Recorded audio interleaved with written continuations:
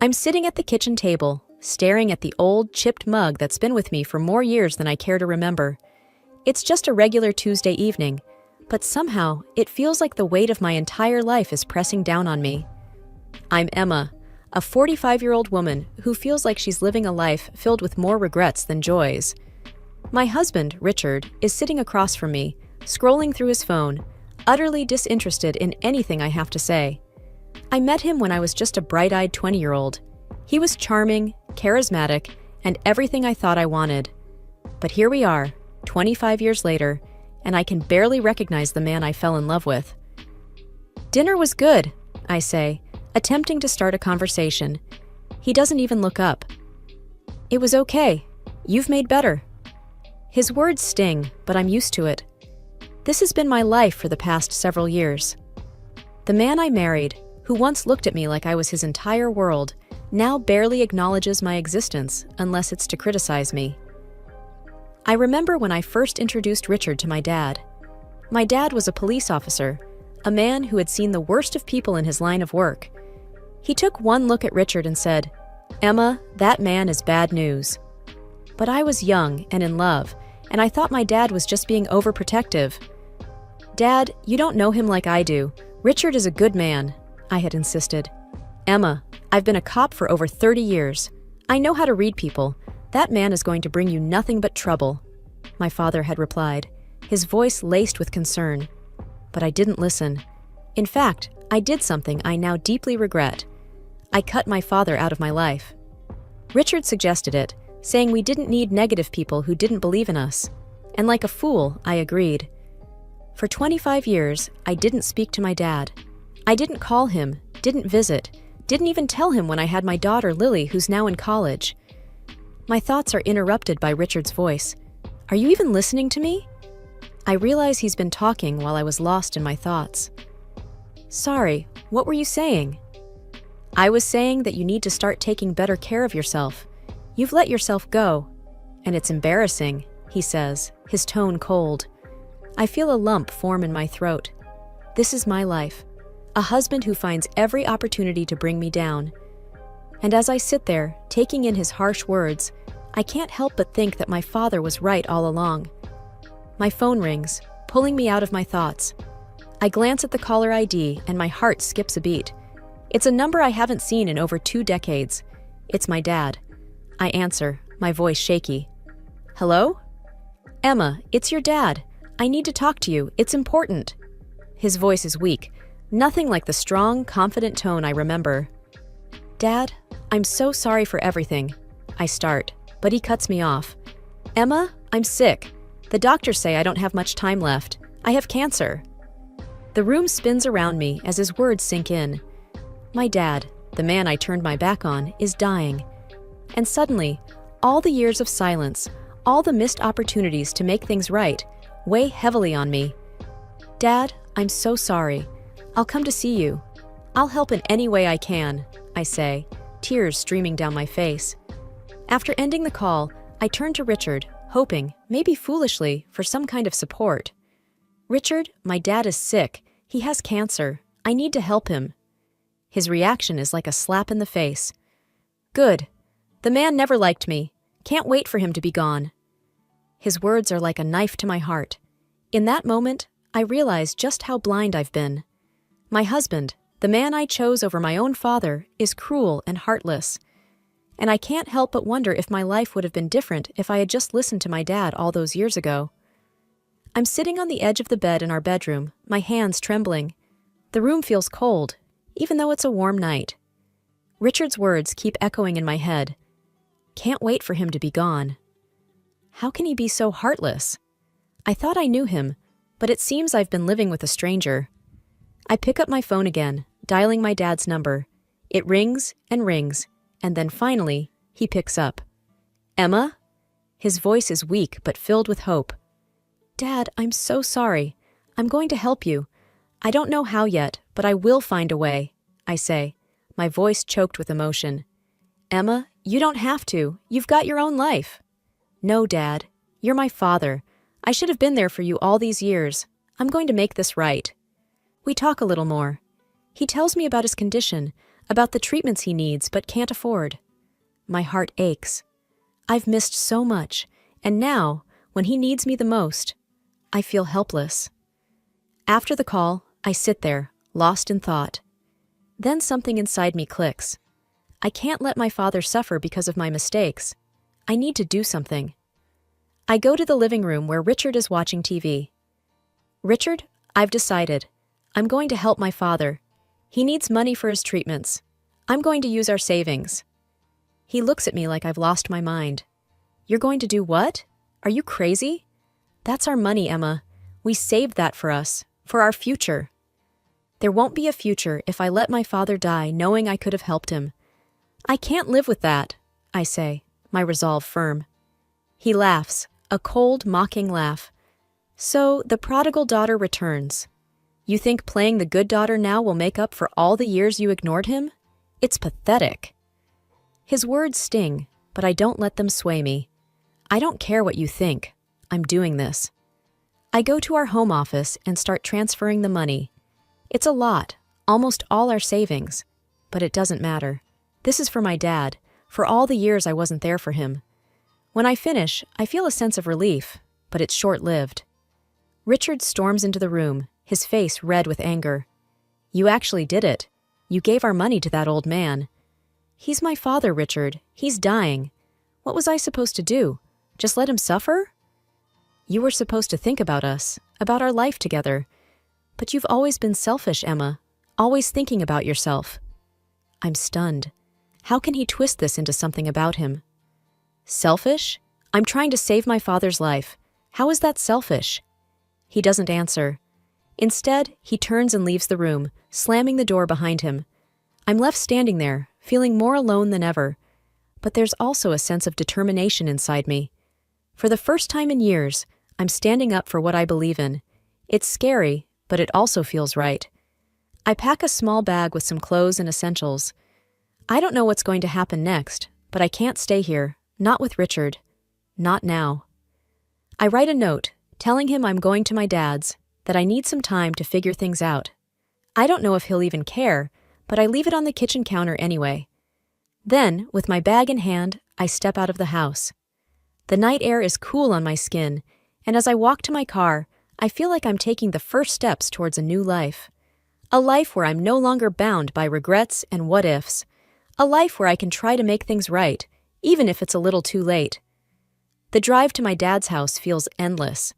Streetlights blur past, and I'm alone with my thoughts, a mix of fear and determination. I haven't seen my dad in over 25 years, and now I'm rushing to him in the middle of the night because he's sick and I'm all he's got. When I finally pull up to the familiar old house, my heart is racing. The place looks much the same, though a bit more worn. I hesitate for a moment before getting out of the car. What am I going to say? How is he going to react?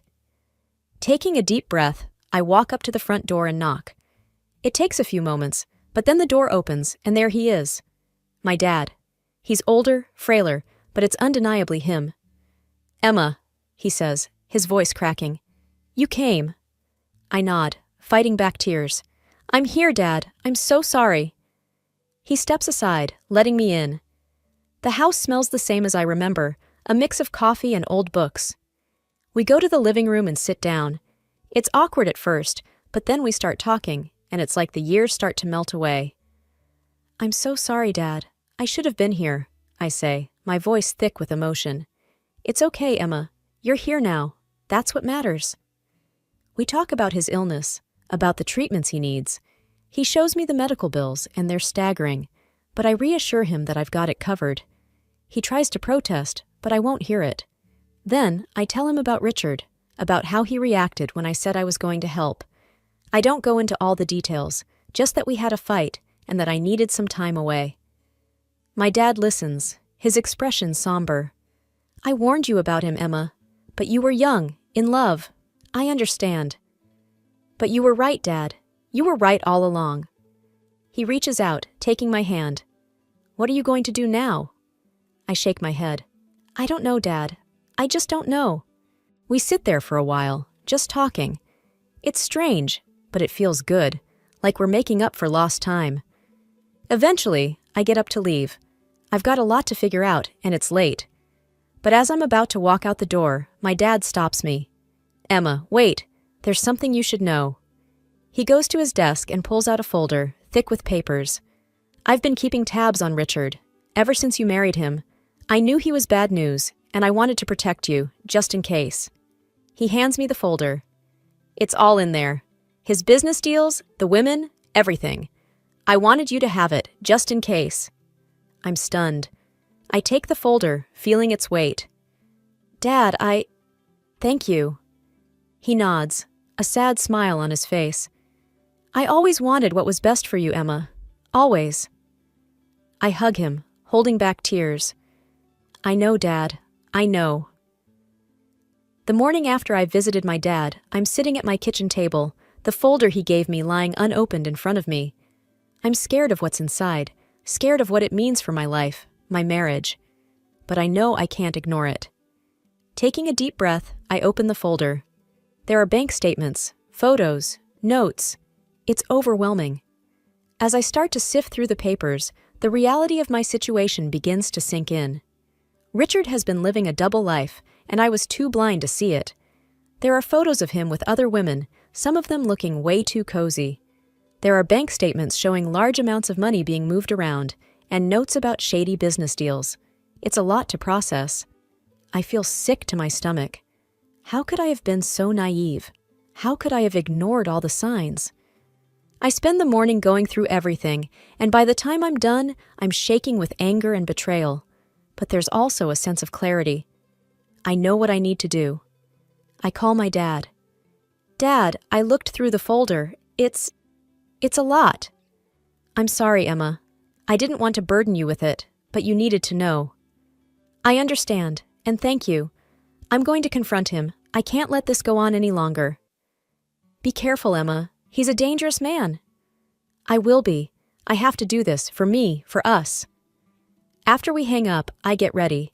I feel like I'm preparing for battle. I put the most damning evidence in a smaller folder and head to Richard's office. When I get there, his secretary tries to stop me, but I push past her. I storm into his office, and he looks up, surprised. Emma, what are you doing here? We need to talk, I say, my voice steady even though my hands are shaking. He smirks. About what? About this, I say, throwing the folder on his desk. About your lies, your cheating, your dirty business. He goes pale, but then he regains his composure. You don't know what you're talking about. I know everything, Richard. My dad has been keeping tabs on you since we got married. It's all here. The women, the money, everything. He starts to get angry. Your dad? That old fool? He's just trying to break us up. He's always hated me. He was right about you, and I was too blind to see it, but not anymore. He stands up, coming around the desk. You're not going to ruin me, Emma. You're my wife. You're supposed to stand by me. Not anymore. I want a divorce, Richard. I want out of this sham of a marriage. He laughs, a cold, bitter laugh. You think you can just walk away? You think you can take me down? I won't let you. I'll ruin you first. I stand my ground, even though I'm scared. I'm not afraid of you anymore. I know the truth, and I'm not going to let you control me any longer.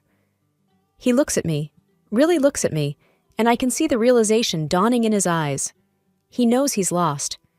Get out, he says finally. Get out and don't come back. The next few days are a blur. I spend most of my time at my dad's house, trying to figure out my next move. The thought of going back to the house I shared with Richard makes my skin crawl. I can't face him, not yet. My dad is a rock during all of this. He listens, offers advice, but mostly just lets me talk. It's comforting, being here with him. It feels like I'm making up for lost time. One afternoon, we're sitting in the living room when my phone rings. It's a number I don't recognize, but I answer it anyway. Hello? Is this Emma Richards? A man's voice asks. Yes, it is. Who's this? My name is Detective Harris. I'm with the City Police Department. I'd like to talk to you about your husband. My heart skips a beat. What about him? We've been investigating him for some time now. We believe he's involved in a number of illegal activities. We received some information recently that has accelerated our investigation.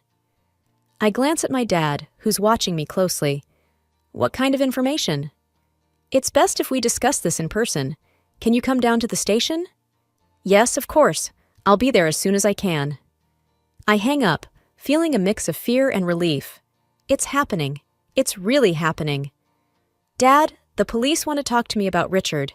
They think he's involved in illegal activities. My dad nods. It's about time. You need to tell them everything, Emma. Don't hold back. I won't. I'm done protecting him. I head to the police station, my mind racing. When I get there, Detective Harris is waiting for me. He's a middle-aged man with kind eyes and a serious demeanor. Thank you for coming in, Mrs. Richards, he says as he leads me to an interview room. Please, call me Emma, and thank you for seeing me. We sit down, and he gets right to the point. We've been investigating your husband for some time. We believe he's involved in a number of fraudulent activities, including money laundering and embezzlement. I nod, trying to keep my composure. I believe you're right. I have some evidence that might help. I tell him everything. About the folder my dad gave me, about the bank statements, the photos, the notes. I tell him about the confrontation with Richard, about how he threatened me. Detective Harris listens, taking notes.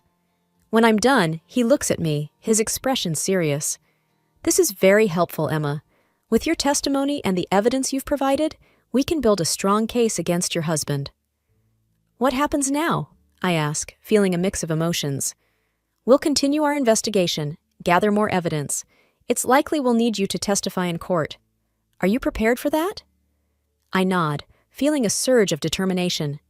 Yes, I'll do whatever it takes to make sure he pays for what he's done. Detective Harris nods. Good, we'll be in touch. And Emma, you're doing the right thing. I spend my days helping Dad around the house and taking him to his doctor's appointments. His health seems to be holding steady, a small blessing in the midst of everything else. One afternoon, while we're sitting in the living room, my phone buzzes with a message from Detective Harris. My heart leaps into my throat as I read it. Case moving forward. Charges filed against Richard. We'll need you to testify. I let out a breath I didn't realize I was holding. Dad, they're charging Richard. It's actually happening. Dad looks up from his newspaper, his eyes soft. Good. It's about time he faced the consequences. The day of the trial arrives. I wear a simple blue dress, wanting to look presentable, but not overdressed. Dad insists on coming with me, even though I tell him he doesn't have to. I'm not letting you face that man alone, he says, his voice firm. The courtroom is intimidating, with its high ceilings and wooden pews. Richard is already there, looking smug in his expensive suit. When he sees me, his expression darkens. I take my seat, trying to ignore the knots in my stomach. Dad sits next to me, a solid presence at my side. The trial begins. The prosecutor lays out the case against Richard. Fraud, embezzlement, money laundering. The evidence is overwhelming. I can see Richard squirming in his seat. Then it's my turn to testify. I take the stand, my hands shaking slightly. The prosecutor asks me to tell the court about my relationship with Richard, about the money he took, the abuse, the threats. I speak slowly, making sure to tell the truth, the whole truth. Richard's lawyer tries to shake me with his questions, but I stand firm. I'm not afraid of Richard anymore. When I'm done, I step down from the stand, feeling like a weight has been lifted from my shoulders. Dad gives me a small smile, his eyes proud. The trial goes on for several days. Witnesses, evidence, testimonies, it all blurs together. But through it all, I can see the case against Richard building, piece by piece. Finally, the jury goes out to deliberate. The wait is agonizing, every second stretching out endlessly. Dad and I don't talk much, just sit together in silent support. Then, the moment of truth arrives. The jury is back. We're called into the courtroom. My heart is pounding so hard I can barely hear anything else. The judge asks the jury for their verdict. The foreman stands up, a slip of paper in his hand. We find the defendant, Richard Richards, guilty on all counts. A wave of relief washes over me, so strong I almost feel dizzy. Richard is staring at the jury, his face a mask of disbelief. The judge thanks the jury and then turns to Richard. Given the severity of the crimes and the evidence presented, I hereby sentence you to 10 years in prison and order the return of all funds embezzled from Emma Richards. Richards' face crumples. He starts to say something, but the bailiffs are already leading him away. As I walk out of the courtroom, I feel like I'm walking on air. Justice has been served. Richard will pay for what he's done. And for the first time in a long time, I feel like I can finally start to move on. Dad puts his arm around me as we walk. I'm proud of you, Emma. You stood up to him. You did what was right. I lean into him, feeling tears prick my eyes. Thanks, Dad. I couldn't have done it without you. We walk out of the courthouse together, ready to face whatever comes next. Life after the trial feels different, like waking up from a long, turbulent dream. The house is quieter now, just me and Dad. We've settled into a comfortable routine, looking after each other. But there's one thing I haven't done yet, one loose end that still nags at me. My daughter, Lily. I've been thinking about her a lot, about how I've been a less than perfect mother, how I let her grow up in a toxic environment. The guilt gnaws at me every day. But today, I decide, is the day I'll try to make things right. I pick up my phone and dial her number, my hands trembling slightly. Mom? Lily sounds surprised when she answers. Hey, Lily, can we talk? Maybe meet somewhere? There's a pause, and for a moment, I'm afraid she'll say no. But then she agrees, and we decide to meet at a small cafe near her college. I arrive early, nervous energy making me fidgety. When Lily walks in, my heart aches. She's grown into a beautiful young woman, but there's a wariness in her eyes that I hate to see. Hey, I say as she sits down. Hey, she replies, her voice guarded. I take a deep breath. Lily, I'm sorry. I know I wasn't the mother you needed. I let you down, let you grow up in a bad situation. I'm so sorry. Lily looks at me, her expression unreadable. Why now, Mom? Why after all this time? I know it's late, way too late, but I've left Richard, your father. He's in jail now. I've been trying to make things right, and I realized I need to start with you. Lily's eyes flicker with something, pain maybe, or disappointment. Mom, I spent years wishing you'd leave him, wishing we could just be a normal family, but you always chose him over me. Her words sting, but they're the truth. I know, and I can't change that, but I'm here now. I want to be better, do better, if you give me a chance. We sit in silence for a long time. I can see Lily wrestling with her emotions, and I don't blame her. I've hurt her, and it's not something that can be fixed with a simple apology. Finally, she speaks. I want to believe you, Mom, but it's not easy. I've got a lot of anger, a lot of hurt. I know, and I'm not asking you to forgive me right away. I just want a chance to show you that I can be a better mother, that I can be someone you can rely on. Lily sighs, running a hand through her hair. Okay, we can try, but it's going to take time. A wave of relief washes over me. Thank you, Lily. That's all I'm asking for. We talk for a while longer about her college, her plans for the future. It's awkward at times, but it feels like a start, like maybe there's a chance for us to build something new. Months pass, and the world around me starts to take on a new shape, a new meaning. Dad's health has been improving steadily.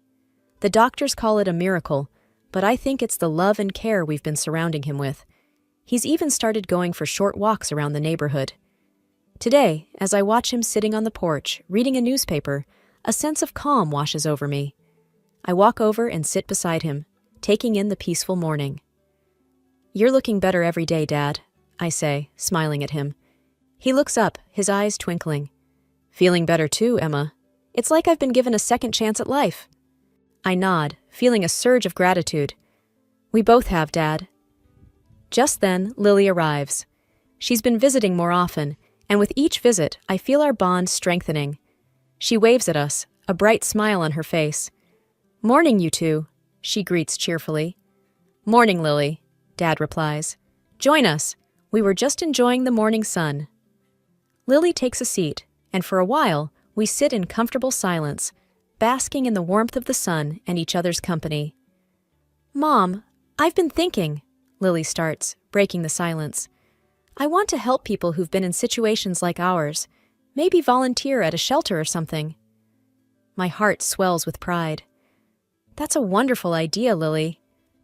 Dad nods in agreement. Using your experience to help others, that's a noble path. Lily's eyes are determined. I want to make a difference, even if it's small. I reach out and squeeze her hand. You already are, sweetheart. Our conversation drifts to lighter topics after that. Plans for the weekend, a new recipe I want to try, the book Dad's been reading. It feels normal, and for the first time in a long time, I feel content. I have my father, my daughter, and a newfound strength within me. I've survived the storm, and now I'm ready to embrace the calm after it. Ready to build a new life, a better life. A life where I'm not just surviving, but thriving.